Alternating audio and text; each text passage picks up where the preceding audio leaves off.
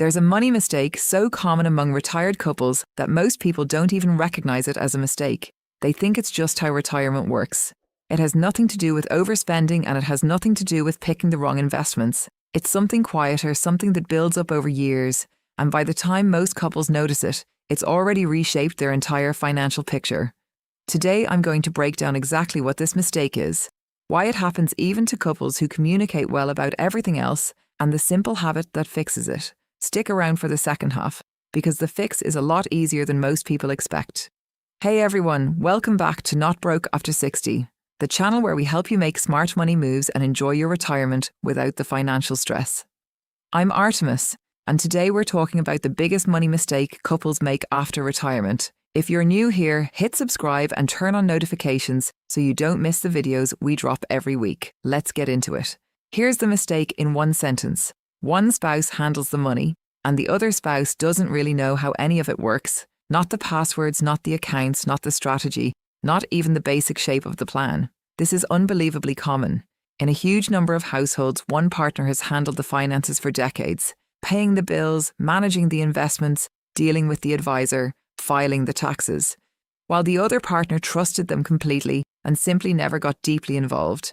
And for years, that arrangement works just fine. It's efficient. It plays to whoever's more interested or more comfortable with the details. Nobody sees a problem because nothing has gone wrong yet. The problem is that this arrangement isn't actually about who's better at managing money. It's a structural risk sitting quietly underneath the relationship, and it only becomes visible at the worst possible moment, when the spouse who handled everything can no longer do it. That could be from a sudden health event, a cognitive decline that happens gradually, or simply passing away. And when that happens, the other spouse isn't just grieving or dealing with a health crisis. They're also, often for the first time in their adult life, trying to figure out where the money is, how it's invested, what bills are on autopay, what the login information is, and whether they're about to make a huge mistake with decisions they've never had to make before. I want to be really clear about something here.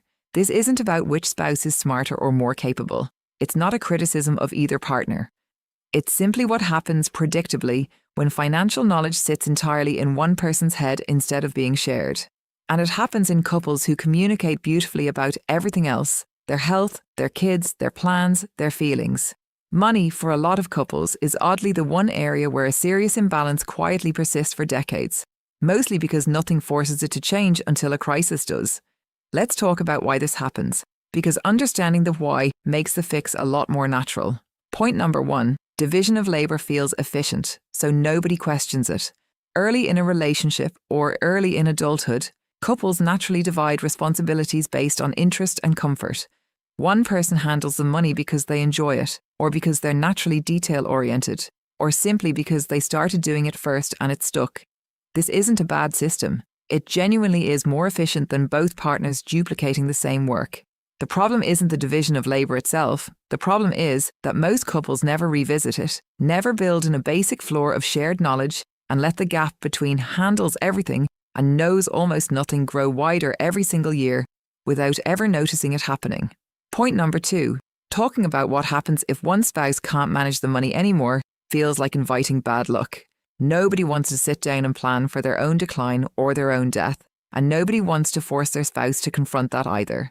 So couples avoid the conversation, sometimes for years, sometimes indefinitely, telling themselves they'll get to it eventually. Meanwhile, the actual complexity of their finances keeps growing. More accounts, more passwords, more decisions, more nuance, while the shared understanding between the two partners stays completely flat. That gap is what turns an eventual, inevitable transition into a genuine crisis instead of a manageable one. Point number 3, and this is the fix, though it's simpler than most people expect. Build a basic floor of shared financial knowledge on a regular schedule, starting now, not someday. This doesn't mean the less involved spouse suddenly needs to become the household's financial expert, or that the division of labor has to disappear entirely. It means both partners can answer a handful of essential questions at any given moment. Where are our accounts? Roughly how much do we have and where? Who is our advisor or accountant if we have one? What are our monthly bills and how do they get paid? And where is the actual paperwork or digital access to all of this? That's genuinely most of it. It's not about matching expertise. It's about making sure neither partner is starting from zero if they suddenly have to take over. A practical way to build this is what I'd call a quarterly money meeting, a recurring low-pressure conversation, maybe 30 minutes, where both partners sit down together and walk through the basics. Not a deep strategy session, just a shared check-in. Here's what's in each account. Here's what changed this quarter. Here's anything new or upcoming. The goal isn't to turn the less involved spouse into the household's financial manager. It's to make sure that knowledge lives in two heads instead of one, so that if something happens to either partner, the other isn't starting completely from scratch during one of the hardest moments of their life. Alongside those regular check-ins, it's worth building what I'd call a simple emergency binder, or a shared digital document, one place that lists every account, every login, or how to access it, the advisor's contact information if you have one, insurance policies, and a basic outline of the household's monthly bills and how they get paid. This isn't about creating a complicated estate planning document. That's a separate, important conversation with a professional. This is something much simpler, a plain, practical reference that either spouse could hand to a trusted family member or use themselves to get oriented quickly if they suddenly had to take over. The couples who have this in place tend to handle a crisis with far less added financial stress than the couples who don't. Not because their situation is simpler, but because the information gap that usually makes a crisis so much harder just isn't there. Let me walk through a quick example to make this concrete. Picture a couple. We'll call them Frank and Kirill. Frank handled their finances for nearly 40 years. He managed the investments, dealt with their advisor, paid every bill, and knew every account by heart. Carol trusted him completely, and honestly, she had no real interest in the details. She was busy with her own career, their kids, their life. This wasn't a red flag for most of their marriage. It was just how their household worked, and it worked well. Then Frank had a stroke in his early 70s. He survived, but he could no longer manage complex tasks the way he used to. Carol, in the middle of an already overwhelming health crisis, suddenly had to figure out where their money was, how their investments were allocated, what bills were on autopay and which weren't, and how to even get into some of the accounts, all without any real starting point. She eventually sorted it out, but it took months of stress, some costly mistakes along the way, and an enormous amount of anxiety layered directly on top of an already difficult time in their lives. Now imagine an alternate version of that same story, where Frank and Carol had spent 30 minutes every few months over the years walking through their accounts together, and kept one simple shared document listing where everything was and how to access it. Carol still would have faced Frank's stroke as an enormously hard moment, but she wouldn't have also been facing a financial crisis stacked on top of it. That's the entire difference this fix makes. It doesn't prevent the hard moments life throws at every couple eventually. It just makes sure those hard moments don't get needlessly harder because of an information gap that was completely avoidable. Let's also talk about the emotional side of this, because that's usually the real reason the gap never closes, not laziness or lack of caring. For the spouse who handles everything, bringing their partner into the details can feel oddly uncomfortable, like it's implying a lack of trust, or like it's forcing both of you to confront mortality in a way that feels unnecessary right now. For the less involved spouse, engaging with the finances can feel intimidating, especially after years or decades of not being the one who deals with it. It's easy to feel like you'd be starting from so far behind that there's no point trying to catch up, so it feels easier to just keep trusting your partner the way you always have. Both of those feelings are completely understandable, and neither one is a good enough reason to leave the gap in place. The way through isn't to suddenly have one giant heavy conversation about death and decline. It's to reframe this as ordinary household maintenance, the same category as reviewing your insurance once a year or checking the smoke detectors. You're not sitting down to talk about worst-case scenarios. You're sitting down to make sure you both know where things are, the same way you'd both want to know where the circuit breaker panel is, even if you hope you never need it. If you're not sure how to even start this conversation with your spouse, here's a simple way in. Instead of announcing, "We need to talk about what happens if something happens to you," try framing it as a shared project instead. Something like, "I want us to build a simple one-page document together, just so we both know where everything is in case either of us ever needs it." That framing puts both partners on the same team working toward the same goal, rather than one partner interrogating the other or forcing an uncomfortable hypothetical. Most resistance to this conversation comes from how it's framed, not from an actual unwillingness to protect each other. And a small shift in how you bring it up can make a surprisingly big difference in how easily it goes. It's also worth acknowledging a version of this mistake that runs in the opposite direction because it's less common but still worth naming. Sometimes both spouses are equally uninvolved and the finances are effectively run entirely by an outside advisor, with neither partner really understanding the plan. This isn't necessarily a bad arrangement if the advisor is trustworthy and the couple has a genuinely solid relationship with them.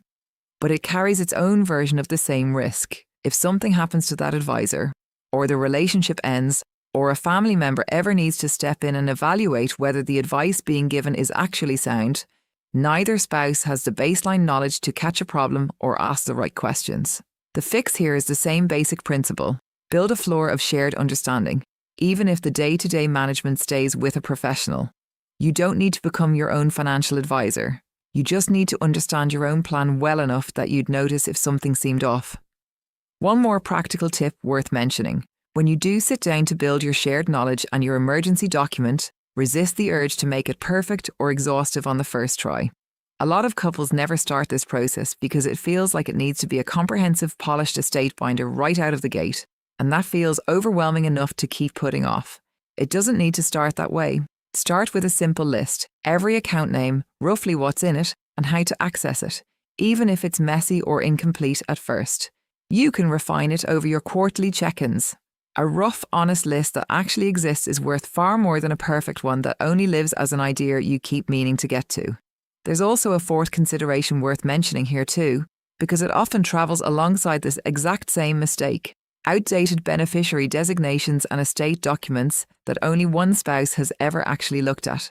It's extremely common for retirement accounts, life insurance policies, and even bank accounts to have beneficiary designations that were set decades ago and never revisited, sometimes still naming an ex-spouse, a sibling who's no longer close, or leaving out a child who was born after the account was opened.